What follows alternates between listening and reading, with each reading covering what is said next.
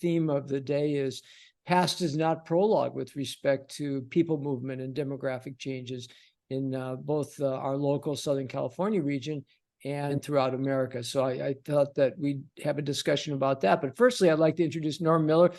Norm, why don't you tell everybody a little bit about who you are? I'm affiliated with the University of San Diego as an emeritus professor now from the Real Estate Center. My background is finance and economics applied to real estate. And I've been observing, studying, consulting in this industry for over 45 years now. Oh, you didn't have to give that away.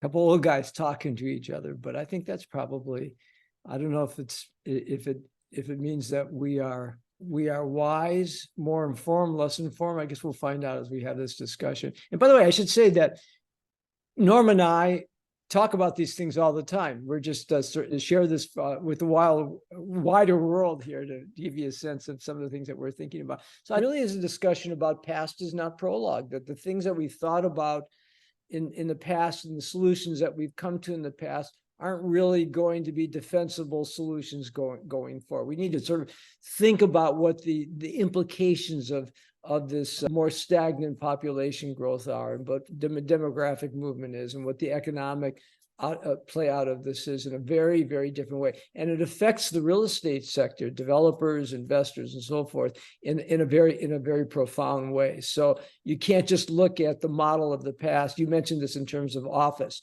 You know, when we're looking at the methodology of employment, of new employment buildings, the metric that we used to use with respect to office occupancy was 250 square feet per employee. Well, the metric that was 20 years ago, the metric 30 years ago, the metric that we're using today is more like 150 to 175 square feet per employee. And that has to do with, technologies and efficiencies and disintermediation and sharing of administrative people, that sort of thing.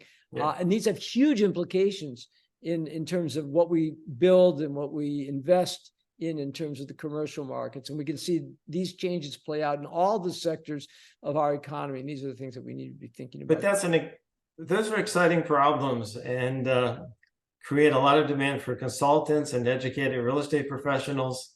In that regard, problems are opportunities. Yeah, and so that means that we get to do this and have fun for the next 40 years, right? That's right. Nobody ever retires.